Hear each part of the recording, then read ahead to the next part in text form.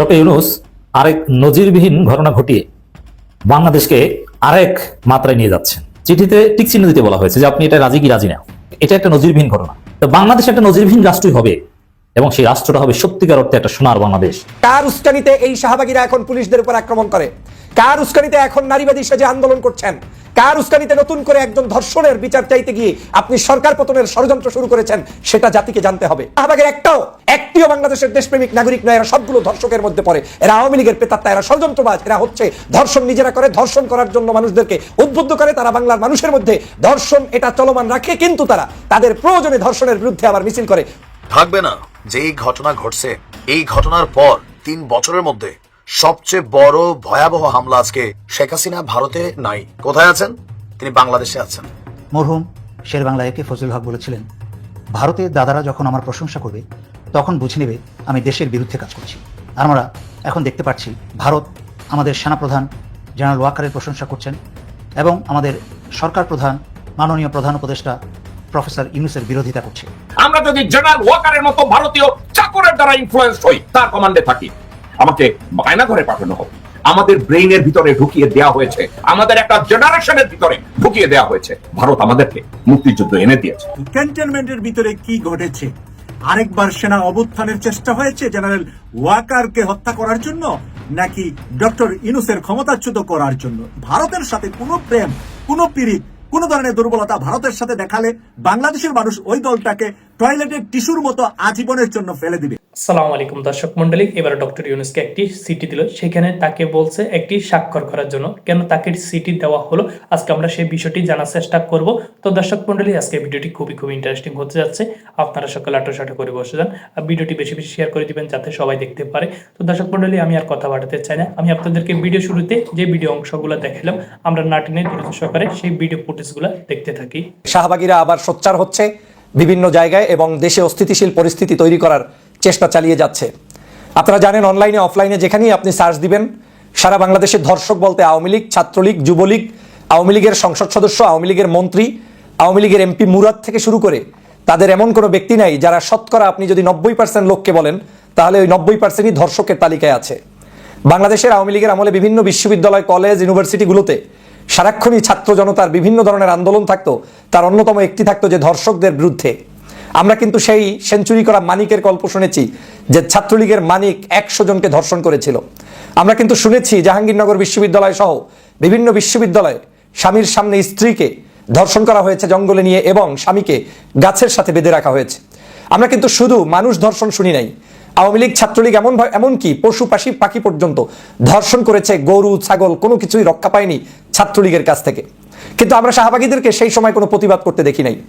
ধর্ষণ বাংলাদেশের এক ধরনের, এই যে ধর্ষণ করা হচ্ছে এটা একটা বেধিতে রূপান্তরিত হয়েছে। এটা একটা সামাজিক বেধি যেটা গত 16 বছরে তৈরি হয়েছে। সেই বেধিটা একদিনে, 1 ঘন্টায়, নিমিষেই বন্ধ হওয়ার মতো পরিস্থিতি হয়নি। আমি সকল ধর্ষকদের বিরুদ্ধে এবং ধর্ষণকারীদের সর্বোচ্চ শাস্তির নিশ্চয়তা বিধানের জন্য সরকার সহ সবার প্রতি আহ্বান জানাই।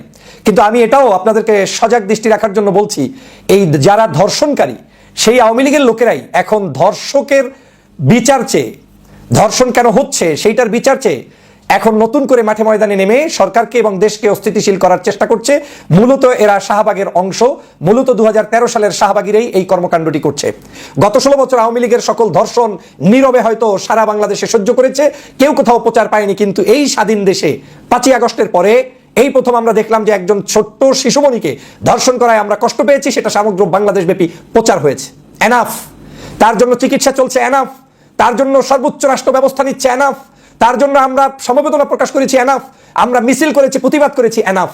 কিন্তু আমরা এখন মিছিল করার নাম করে সরকার পতনের জন্য যদি কেউ নেমে থাকে, সেই শাহবাগীদেরকে বাংলাদেশে স্থান দেওয়া হবে না, সেই দুষ্টদের স্থান দেওয়া হবে না।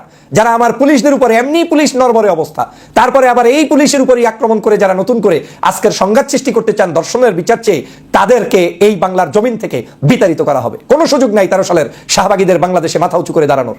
কত বড় ধৃষ্টতা, কত বড় দুষ্ট, কত বড় সাংঘাতিক চিন্তা নিয়ে মাঠে নেমেছেন বুঝতে পেরেছেন আপনি? ধর্ষণ করেছে গ্রামের মধ্যে, বাবা সমতুল্য একটি মানুষ করেছে, যেটা সামাজিক অবক্ষয়, এটা মেনে নেওয়ার সুযোগ নেই। তাকে গ্রেপ্তার করা হয়েছে, তার আশেপাশের লোকগুলোকে গ্রেপ্তারের জন্য করা হয়েছে এবং এখন পর্যন্ত আমার জানা মতে 2 থেকে 4 জন ব্যক্তি গ্রেপ্তারও হয়েছেন। তার আত্মীয় স্বজন যে 4 জন জড়িত ছিলেন তাদেরকে গ্রেফতার করা হয়েছে, এবং শুধু তাদেরকে নয়, তাদের কারণে আজকের আইন পর্যন্ত চেঞ্জ করা হয়েছে। যেই বিচারটা 180 দিন ছিল সেটাকে 90 দিনের মধ্যে নিয়ে আসা হয়েছে। যেখানে জামিনের ব্যবস্থা ছিল সেখানে জামিন ক্যান্সেল করার আইন করা হয়েছে। তার মানে হচ্ছে এই সরকার এর ব্যাপারে আন্তরিক, যেটা আওয়ামী লীগ করে নাই। তাহলে কার উস্কানিতে এই শাহবাগীরা এখন পুলিশদের উপর আক্রমণ করে? কার উস্কানিতে এখন নারীবাদী সেজে আন্দোলন করছেন? কার উস্কানিতে নতুন করে একজন ধর্ষণের বিচার চাইতে গিয়ে আপনি সরকার পতনের ষড়যন্ত্র শুরু করেছেন? সেটা জাতিকে জানতে হবে। আওয়ামী লীগের সকল ধর্ষকদেরকে গ্রেপ্তার না করার কারণেই আজকের এই কুফল।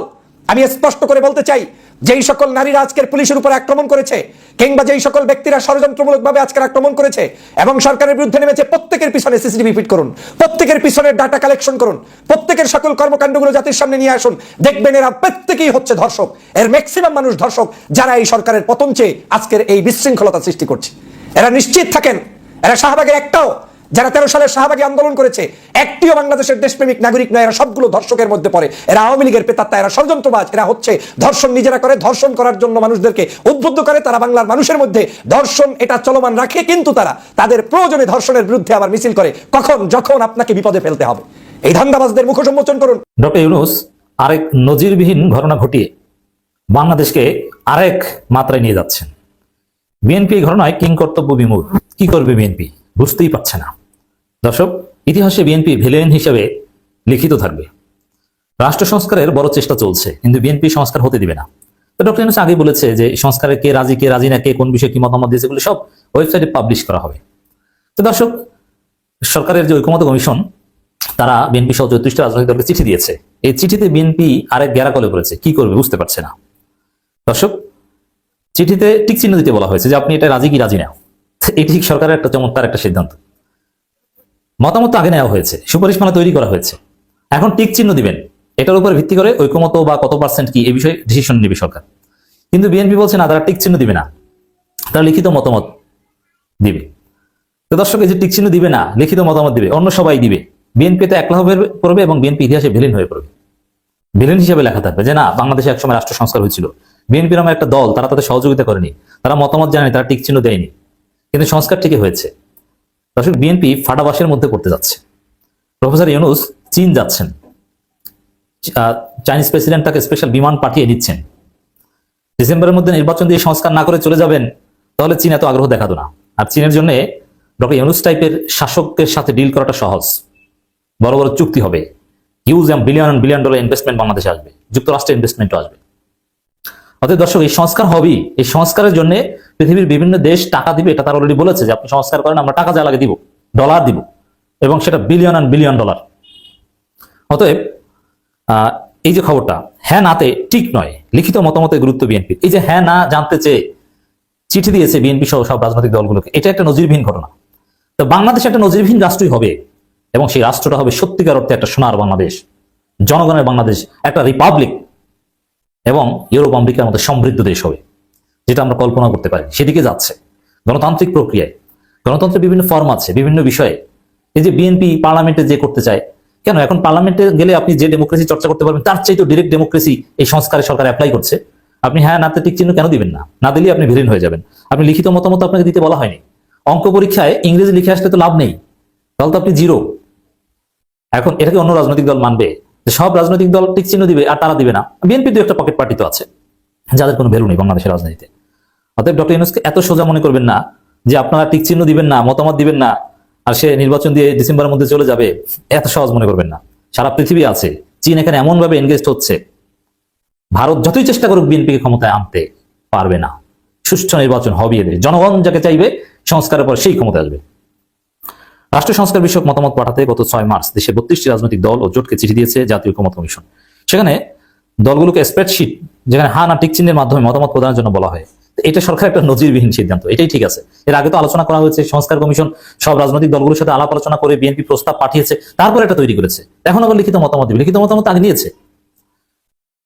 টিক চিহ্নের মতামত প্রদানের জন্য বলা হয়। গত রোববার দলগুলোকে এমন স্প্রেডশিট পাঠানো হয়েছে, তবে সংস্কার ইস্যুতে মতামত প্রদানের এই ধরনকে তেমন গুরুত্ব দিচ্ছে না বিএনপি। এতেই বিএনপি ভিলেন হবে ইতিহাসে। দলটি 6 সংস্কার কমিশন রিপোর্টের উপর নিজস্ব মতামত লিখিত আকারে বিস্তারিতভাবে তুলে ধরবে। বিএনপি মনে করছে স্প্রেডশিটে শুধু টিক চিহ্নের মধ্য দিয়ে সব জিনিসকে বিস্তারিত আকারে তুলে ধরা যাবে না, তাই স্প্রেডশিটের পাশাপাশি লিখিত আকারেও মতামত দেবে দলটি। অন্তর্বর্তী সরকারের সঙ্গে পরবর্তী আলোচনার বিষয়টি তুলে ধরা হবে। দেখেন, এখানে কি করলে কি হয়ে যায়, স্প্রেডশিট টিক চিহ্ন দিলে আবার কি হয়ে যায়, মানে ওই গ্রামে কিছু লোকজন আছে না, আপনি যদি কোনো যৌক্তিক কাজও তার সিগনেচার চান, ভাই এখানে একটা সিগনেচার দেন, সিগনেচার না দিতে পারলে একটা টিপ চিহ্ন দেন, টিপ দেন আঙ্গুলের ছাপ, তখন তারা মনে করে যে বাবা তুমি আমার জায়গা জমি সব লিখে নিয়ে যাও কিনা। এবং অতীতে ঘটেছে এরকম যে টিক চিহ্ন দিয়ে মিষ্টি খাওয়ার কথা বা বিভিন্ন ভংসং বুঝিয়ে হাতের একটা ছাপ নিয়ে অথবা সাইন নিয়ে জায়গা জমি সব লিখে নিয়ে গেছে, এরকম হয়েছে অতীতে। তো বিএনপি এখন ওই ভয়ে আছে যে আমাদের কাছ থেকে টিক চিহ্ন নিয়ে ডক্টর ইউনূস আবার কি না কি করে ফেলে, একটা আতঙ্কের মধ্যে আছে। বিএনপির যদি জনভিত্তি থাকতো, তারা যদি সৎ হতো, তাহলে তারা এই আতঙ্কের মধ্যে থাকতো না। তারা ক্ষমতার জন্য পাগল হয়ে গেছে, এই জন্য সব জায়গায় এখন ভূত দেখে। মরহুম শের বাংলা একে ফজল হক বলেছিলেন, ভারতের দাদারা যখন আমার প্রশংসা করবে তখন বুঝে নেবে আমি দেশের বিরুদ্ধে কাজ করছি। আর আমরা এখন দেখতে পাচ্ছি ভারত বা ভারতের দাদারা আমাদের সেনাপ্রধান জেনারেল ওয়াকারের প্রশংসা করছেন এবং আমাদের সরকার প্রধান মাননীয় প্রধান উপদেষ্টা প্রফেসর ইউনূসের বিরোধিতা করছে। গত পরশুদিন ভারতের সেনাপ্রধান উপেন্দ্র বলেছে যে বাংলাদেশের সরকার পরিবর্তন হলে ভারতের সাথে বাংলাদেশের সুসম্পর্ক হবে। তার মানে বোঝা যাচ্ছে তাদের ধারণা নির্বাচন হলে বিএনপি ক্ষমতায় আসবে, যারা আওয়ামী লীগের বি টিম, এবং তাদের মাধ্যমে ভারত আবার বাংলাদেশে আধিপত্য বুঝে নেবে। বর্তমানে প্রফেসর ইউনূস ভারতের গলার কাটা হয়ে দাঁড়িয়েছে। সুতরাং সমগ্র বাংলাদেশি ছাত্র জনতা ও দেশপ্রেমিক সকল বাংলাদেশি আমরা প্রফেসর ইউনূসকে সমর্থন করি এবং আমরা সংস্কার ছাড়া নির্বাচন চাই না ও হতে দিব না। ভারতের এনডিটিভিতে প্রকাশিত ভারতের সেনাপ্রধানের এই বক্তব্য এখানে দেখানো হয়েছে, যেখানে ইংরেজির বাংলা অর্থ দাঁড়ায় যে ভারতের সেনাপ্রধান বিশ্বাস করে ভারতের সেনাবাহিনীর মধ্যে এবং বাংলাদেশ সেনাবাহিনীর মধ্যে সম্পর্ক অত্যন্ত শক্তিশালী, এবং ভারতের সেনাপ্রধানের দাবি অনুযায়ী ভারতের সেনাবাহিনী বাংলাদেশের সেনাবাহিনীর সাথে সার্বক্ষণিক নোটের মাধ্যমে যোগাযোগ রক্ষা করে চলেছে। তাই সেনাপ্রধানের কাছে, বাংলাদেশ সেনাপ্রধান জেনারেল ওয়াকারের কাছে আমার প্রশ্ন, আপনি কি বাংলাদেশ সরকার প্রধান উপদেষ্টা প্রফেসর ইউনূস, যিনি আবার বাংলাদেশের প্রতিরক্ষা মন্ত্রীও, ওনার অনুমতি সহকারে কি আপনি ভারতের সাথে এই যোগাযোগ রক্ষা করে চলেছেন, নাকি অনুমতি ছাড়াই? যদি অনুমতি ছাড়া ভারতের সাথে গোপনে ব্যক্তিগত স্বার্থে এবং বাংলাদেশ বিরোধী কোনো ষড়যন্ত্রে লিপ্ত থেকে যদি এই যোগাযোগ আপনি রক্ষা করে চলেন, তা সম্পূর্ণ দেশদ্রোহিতা, যার শাস্তি মৃত্যুদণ্ড। ভারত সরকার এবং ভারতের প্রতিরক্ষা মন্ত্রী কেউই প্রফেসর মোহাম্মদ ইউনূসকে চায় না। সুতরাং বাংলাদেশের জনগণের সন্দেহ যে এহেন অনুমতি প্রফেসর ইউনূস বা প্রতিরক্ষা মন্ত্রী আপনাকে দিতে পারে না ভারতের সেনাবাহিনীর সাথে সার্বক্ষণিক যোগাযোগ রক্ষা করার জন্য। বিষয়টা কিন্তু আসলে ভাববার মতন। গতকালকে থেকে বাংলাদেশ আওয়ামী লীগের যারা ফ্যান ফলোয়ার আছেন অথবা বড় বড় পেজগুলো আছে, সেখান থেকে এই আলোচনার সামনে আসছে যে শেখ হাসিনা আসলে কোথায় আছেন। হঠাৎ করে কেন এই বিষয়টা আবারও আলোচনায় দেখেন, গেল পরশুদিন শেখ হাসিনা ফেসবুকে একটা লাইভ করেছেন ভারত থেকে। তিনি আপনার আওয়ামী লীগের বিভিন্ন জায়গার নেতাকর্মীদের সাথে নিয়ে সোশ্যাল মিডিয়া প্ল্যাটফর্মে বিভিন্ন বক্তব্য দিচ্ছেন। এর মাঝখানে আওয়ামী লীগের অনেক যারা নেতাকর্মীরা আছেন তাদের দাবি শেখ হাসিনা ভারতে নাই, কোথায় আছেন, তিনি বাংলাদেশে আছেন। এই বিষয়টারে একদম অযৌক্তিক হিসাবে মাঝে মাঝে আমার কাছে একটা রহস্যজনক লাগে। দেখেন 7 মাস শেখ হাসিনা, শেখ রেহানা, এদের কোনো ছবি, ফুটেজ, ভিডিও কোথাও কোনো কিছু নাই। বিভিন্ন জায়গায় তিনি বক্তব্য দিচ্ছেন, বিভিন্ন জায়গায় তার কনফারেন্স প্রোগ্রামে অংশগ্রহণ করছেন, কিন্তু তিনি কেন ভিডিও ফুটেজে আসছেন না? বিষয়টা কেমন হবে যে ধরেন বাংলাদেশের কোথাও না কোথাও শেখ হাসিনা লুকিয়ে আছেন বা পলায়নরত আছেন। ওদিন আমরা যে হেলিকপ্টার করে শেখ হাসিনার যাইতে দেখছি, এই হেলিকপ্টার কিন্তু ইন্ডিয়াতে যায় নাই, খেয়াল আছে তো? এটা কিন্তু ওনারা ভারত নিয়ে যায় নাই। আমরা পরবর্তী দেখছি আর্মির একটা বিশেষ ফ্লাইটের আনাগোনা ঘটছে, ভারতের ইন্দোর না কোথায় একটা প্লেন গেছে, কিন্তু শেখ হাসিনার এই হেলিকপ্টারের ফুটেজ ছাড়া আর কোনো ফুটেজ কিন্তু নাই। আর এই হেলিকপ্টারে করে তিনি সাভারে সম্ভবত গিয়েছিলেন। সাভারে যাওয়ার পর থেকে মুহূর্তের মধ্যেই শেখ হাসিনা ভারত পালাই গেছে, আমরা যেটা খবর পাইলাম। ইভেন ভারতও বলছে যে তিনি ভারতে আছেন, সরকারের বিশেষ প্রটোকলে আছেন, কিন্তু আওয়ামী লীগের নেতাকর্মীদের মধ্যে এই একটা জিনিস আসছে যে না, শেখ হাসিনা বাংলাদেশে লুকিয়ে আছেন। আসলে বিষয়টা কেমন, মানে কেমন যেন একটা রহস্যজনক অবস্থান। কেউ কেউ বলছেন তিনি হেলিকপ্টারে করে পরবর্তী সময় আবার বিশেষ একটা বাহিনীর কাছে তিনি চলে এসেছিলেন এবং তাদের হেফাজতে আছেন। তিনি ছাড়া বাংলাদেশের কি অবস্থা এটা বোঝানোর জন্য এই দেশবাসীকে একটু সময় দিচ্ছেন, এরপর তিনি গর্ত থেকে হুট করে বের হয়ে আসবেন। এই ক্যালকুলেশনটা একবারে উড়াই দেওয়ার মতনও না, আবার এটা বিশ্বাস করার মতনও না। কারণ ভারতের গণমাধ্যম, ভারতের যেই সরকার, তারা বিভিন্নভাবে বলেছে যে তিনি ভারতে অবস্থান করছেন, দিল্লির কোনো একটা বিশেষ জায়গায়। তো এখান থেকে নানান প্রশ্ন অনেকের মধ্যে, যে শেখ রেহানার তো সিটিজেন আছে আপনার ইউকের, তারপর ফিনল্যান্ডের, তো তিনি কেন আপনার যাচ্ছেন না? শেখ হাসিনা ঠিক আছে, বাট বাকি ফ্যামিলি মেম্বাররা কে কোথায় আছে? একদম জয়সারা সবাই এক ধরনের নিরুদ্দেশ হয়ে গেল, রাতারাতি গায়েব হয়ে গেল। এটাকে আদৌ